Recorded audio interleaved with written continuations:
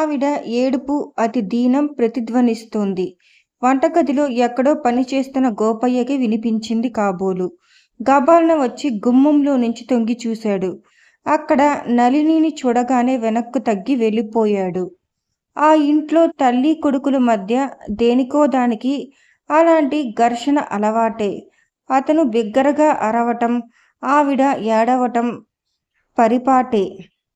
గదిలోంచి వెళ్ళబోతున్న నళినిని మొదట తల్లి ఏడుపు విని చలించలేదు. పట్టనట్లుగా వెళ్ళిపోబోయాడు. కాని గది గుమ్మం వరకు వెళ్ళిన అతని కాళ్ళు ఇక ముందుకు సాగనట్టుగా తటపటాయిస్తూ ఆగాయి. తిరిగి చూశాడు. ఆవిడ అలాగే ఏడుస్తోంది. ఆ ఏడుపు రాళ్ళని కూడా కరిగిచేటంత హృదయ విదారకంగా ఉంది. అతని ముఖంలో రౌద్రం క్రమంగా తగ్గింది. అతని కళ్ళల్లో తప్పు చేశాననే పశ్చాత్తాపం తొంగి చూడసాగింది. అతను వెనక్కు తిరిగి గదిలోకి వచ్చాడు. మమ్మీ సంశయంగా పిలిచాడు. ఆవిడ ఏడుపు ఆగలేదు. అతను దగ్గరగా వచ్చాడు. మమ్మీ! అతని గొంతులో కోపం చిత్రంగా మాయమయ్యింది. ఆ కంఠం పసిపిల్లాడి కంఠంలా మన్ననగా మారింది. Mummy! Sorry, I'm very sorry. నిన్ను బాధ పెట్టాలనేది నా ఉద్దేశం కానే కాదు. నళిని ఆవిడ ముఖం ఎత్తి చూస్తూ చేతులు చాచింది. ఏడుపుతో నలిగిపోయిన ఆవిడ ముఖం చూసేసరికి అతనికి చాలా బాధ కలిగింది. ఆవిడ కొడుకు చెయ్యి లాక్కొని ముఖం దానికి ఆనించుకుంది. ఏడుపుతో కంపిస్తున్న గొంతుతో అంది. నళిని, ఒక్కోసారి ఇలా నీ మాటలు వింటుంటే నాకు చాలా బాధ కలుగుతుందిరా. నాన్నగారేమో ఈ సంసారాన్ని చిల్లులు పడవాలా చేసి వెళ్ళారు. నేను నీ మీద ఆశతో కొన ఊపిరి ఉన్న మనిషిలా బ్రతుకుతున్నాను. నిన్ను చూసుకోనైనా సుఖపడతానని ఆశపడ్డాను. నువ్వు నా ఆశలు కోకటి వేళ్లతో తెంపేస్తున్నావు. నువ్విలా ఎదురు తిరిగితే నేనేం కాను? ఇంత విషం మింగి చావాలి. ఎప్పుడో అదే పని చేస్తాను, చూస్తుండు. ఏడుస్తూనే చూపుడు వేలు చూపించింది. అతని మీద ఆ మాట బాగా పనిచేస్తుంది. అతని కళ్ళు బాధతో రెపరెపలాడినాయి. నేను నీకేమీ ఎదురు తిరగటం లేదు మమ్మీ. ఆయన పెత్తనం నా జీవితంలో సహించును అంటున్నా. అతను మోకాళ్ళ మీద కూర్చొని తల్లి చెయ్యి పట్టుకున్నాడు.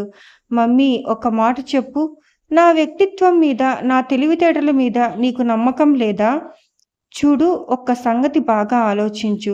మీరెంత ఫీజులు కట్టినా నేను కష్టపడి శ్రద్ధగా ఏకాగ్రతతో అది నా జీవిత ధ్యేయం అన్నట్టు చదివితేనేగా 1 సంవత్సరం కూడా తప్పకుండా పాస్ అయ్యాను.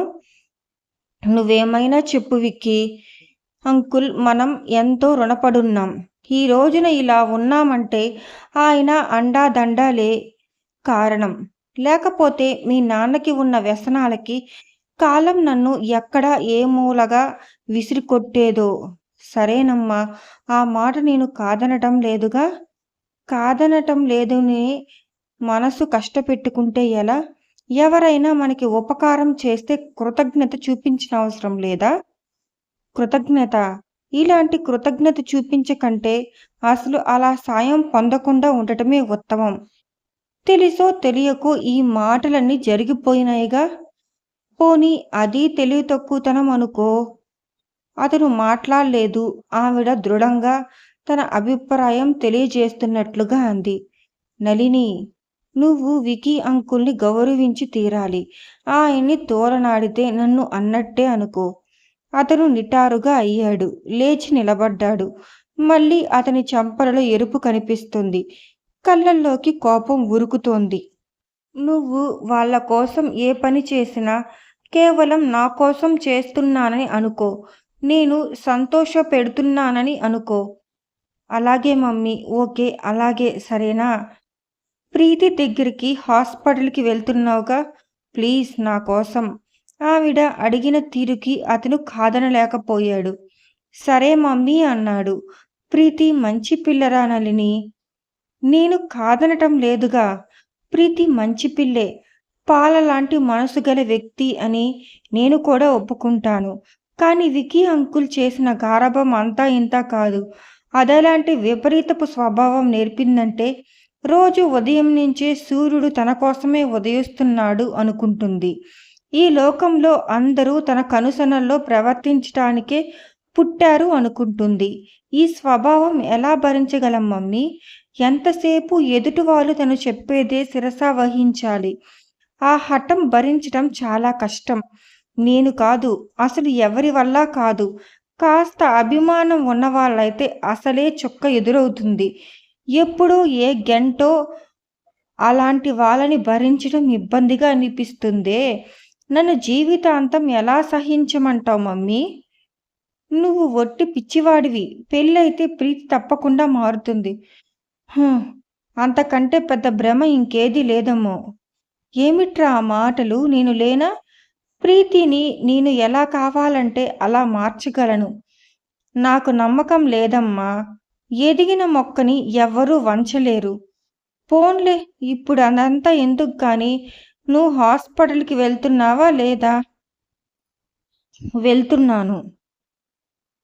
ఇక్కడ వెళ్తున్నానని ఏ ఫ్రెండ్ ఇంటికో వెళ్ళి కూర్చోవుగా. వెళ్ళకపోతే నా మీద ఒట్టే. అదుగో అననులే, ఇది నాకిష్టమైన పనిగా అనుకుని చెయ్యి. నాకంతే చాలు. ఇంతకీ ఏ హాస్పిటల్ అది? లీలా నర్సింగ్ హోమ్. అక్కడికి వెళ్ళగానే ఫోన్ చేస్తావా? చెయ్యను. వెనక్కి తిరిగి చూడకుండా వెళ్ళిపోయాడతను. నళిని వెళ్ళిపోయిన తర్వాత కూడా ఆవిడ అక్కడే చాలాసేపు కూర్చుండిపోయింది. అదేం విషాదమో కానీ ఆవిడ జీవితం ఎప్పుడూ ప్రశాంతంగా గడవనే గడవదు. ఎప్పటికప్పుడు ఏదో ఒకటి సమస్యే. ఆవిడ ఎంతో తెలివిగలదని అందరూ అంటుంటారు. అయితేనే తనకి తానుగా ఒక్క క్షణం మనశ్శాంతి దక్కించుకోలేకపోతుంది. ఆవిడ భర్త రాజారావు ఈ మధ్యనే అనగా 2 సంవత్సరాల క్రితమే పోయాడు. బ్రతికి ఉండగా ఆయన సుఖపెట్టినదేమీ లేదు. ఆయనకు తాగుడు, గుర్రపు పందాలు వ్యసనాలున్నాయి. డబ్బు భోగి మంటలా తగలబెట్టేవాడు. ఆయన వివేకానంద కంపెనీలో భాగస్వామిగా అవటం కేవలం ఆవిడ చేసుకున్న పుణ్యం కావచ్చు. డబ్బు ఇష్టం వచ్చినట్టు సంపాదిస్తుంటే వివేకానంద్కి నచ్చచెప్పి అతనికి డబ్బు చేతికి ఇవ్వకుండా ఉండటానికి ఆవిడ ఎంతో శ్రమ పడాల్సి వచ్చేది. వివేకానంద్ మిగతా లోకంలో అందరిలా ఆమెని చిన్నచూపు చూడకుండా అర్థం చేసుకొని సానుభూతి చూపించేవాడు. ఆ సానుభూతి ఆమెకి కోటగోడ అంత ధైర్యం కలగజేసేది. ఆఫ్టరాల్ మనల్ని సరిగ్గా అర్థం చేసుకోగలిగిన మిత్రులు ఒకరుంటే 99 మంది అర్థం చేసుకోలేకపోయినా పర్వాలేదు. రాజారావుకి డబ్బు చేతికి అందకుండా చేయటానికి ఆమె అనేక అవస్థలు పడాల్సి వచ్చేది. వికీ డబ్బు లేదు అని తిరస్కరించటానికి తన భార్య దమయంతే కారణమని తెలుసుకున్న రాజారావు ఆమెని నానా హింసలు పెట్టేవాడు. నౌకర్ల ముందు అవమానించేవాడు. బంధువులు ఎదుట వెక్కిరింతగా వ్యాఖ్యానించేవాడు. ఆమె మొండిగా అవన్నీ తట్టుకునేది. ఎందుకంటే ఈ అవమానం కంటే బాధ కంటే డబ్బే ముఖ్యం అనిపించేది. అది చేతుల్లో లేని రోజున ఇంతకంటే ఘోరమైన స్థితి అనుభవించాల్సి వస్తుందని ఆమెకి బాగా తెలుసు. తన దురదృష్టం కాకపోతే వివేకానంద్ వ్యాపారంలో తనతో పాటు చేరిన భాగస్వాములు ఆ వచ్చే లాభాలతో ఇల్లు కట్టుకొని, ద్రాక్ష తోటలు కొనుక్కొని, పెట్రోల్ బంక్ పెట్టుకొని ఎంతో ఎదిగిపోతే తమ జీవితం ఎక్కడ వేసిన గొంగలి అంటే అక్కడే ఉంది.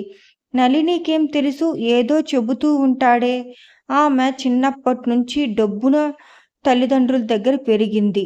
ఒక్కసారి డబ్బుండి అందరి మన్ననలు పొంది ఇప్పుడు ఏమీ లేకుండా బ్రతకాలంటే ఆ బాధేమిటో అనుభవించే వాళ్ళకి తెలుస్తుంది. కారు, వంట మనిషి, సీమ కుక్కలతో కలకలలాడే ఇంట్లో నౌకర్లను తగ్గించి ఆ పనులు తను చేసుకోవాలట. ఇప్పటికీ తనకి ఒక కప్పు కాఫీ కలపటం రాదు. అలాంటిది తను వంట చేయాలట. ఎల్లవేళలా మీటింగ్, సోషల్ వర్క్, పార్టీలంటూ బయట తిరగటానికి అలవాటు పడిన వాళ్ళని వంట ఇంట్లో మగ్గమంటే అది సాధ్యమా? కారు లేకపోతే ఇంట్లో కూర్చుండిపోతుంది గాని అదీ లేకుండా బయటికి మాత్రం వెళ్ళలేదు. అలా అలవాటు పడిపోయింది జీవితం. ఒకప్పుడు అందరూ తన ఇంటికి ఏ విరాళాలు పోగు చేయాలని ప్రప్రదంగా వచ్చేవాళ్ళు. అప్పుడు ధారాళంగా ఇచ్చేసేది. ఆ రోజులు అలాంటివి. ఇప్పుడు రోజులు మారినాయి. తన దగ్గర అంత డబ్బు లేదు. ఆ సంగతి వాళ్ళకి తెలియదు. అదే పాత అలవాటు ప్రకారం మీ చెయ్యి మంచిది. మీరే బోని చెయ్యండి అంటూ వస్తారు. వాళ్ళు వస్తారంటేనే భయం లేదని అనలేదు. ప్రాణం పోయినట్టే అనిపిస్తుంది. కానీ ఇవ్వాలంటే దిగులు. ఆ డబ్బుంటే ఏ ఫోన్ బిల్లో కట్టుకోవచ్చు. ఏ డ్రై క్లీనింగ్ బాకీయో చెల్లించవచ్చు అనిపిస్తుంది. లేమి అలవాటైన వాళ్ళు సుఖాలు వస్తే సుఖపడగలరు. సుఖాలు అనుభవించిన వాళ్ళు లేమిలోకి వెళితే ఎక్కడలేని నరకము పడతారు. ఈ లేమి అనే దానికి రాక్షసి లాంటి కోరికలు, గొల్లలు ఉన్నాయి. వాటితో మనిషిలో మంచితనాన్ని, సహనాన్ని చీల్చివేస్తుంది. దమయంతికి జీవితం పట్ల చెప్పలేనంత అసంతృప్తి ఉంది. జీవితంలో ఆమె అనుకున్నదే జరగలేదు. కావాలని ఏరికోరి డబ్బున్న వ్యక్తిని పెళ్లి చేసుకుంటే అతను వ్యసనాలు పుట్టాయి. సంసార జీవితానికే చెదలు పట్టేలా చేశాడు. ఎడారిలో ఒయాసిస్‌లో వివేకానంద్ అండ్ ఆవిడ జీవితాన్ని మరుభూమి కాకుండా కాపాడింది. వివేకానంద్ దగ్గర సానుభూతి లభించింది. అతను ఆమెకు సోషల్ వర్క్ చేయమని ఉత్సాహపరిచాడు. ఆమె క్రమంగా జీవితాన్ని విస్తృతపరుచుకుంది. తెలివిగా జీవితంలో ఒంటరితనం తరిమి కొట్టగలిగింది. సాటి సంఘంలో ఆమెకి ఒక వ్యక్తిత్వం, గౌరవం, గుర్తింపు కలగటానికి వివేకానంద్ ఎంతో సాయం చేశాడు. దారిద్ర్యపు భారంతో అటూ ఇటూ ఊగిసలాడుతున్న ఆమె సంసారపు నావ అటు పోటుని తప్పించుకొని మళ్ళీ సుఖాల వరవడిలో పయనించసాగింది. ఆమె షిఫాన్ చీరలు, ముత్యాల గొలుసులు, స్లీవ్ బ్లౌజులు, ఖరీదైన చేతి గడియారం, పాదాలకి రోజుకొక మార్చే చెప్పులు చూసి సాటి ఆడవారంతా ఈవిడేం సోషల్ వర్కరు అని గుసగుసగా విమర్శించేవారు. వీడియోను ఆస్వాదించినందుకు ధన్యవాదాలు. ఇంకా ఎక్కువ భాగాలు చూడాలంటే సబ్స్క్రైబ్ చేయండి. మీ అభిప్రాయాలను కమెంట్లో పంచుకోండి. తరువాతి భాగంలో కలుద్దాం.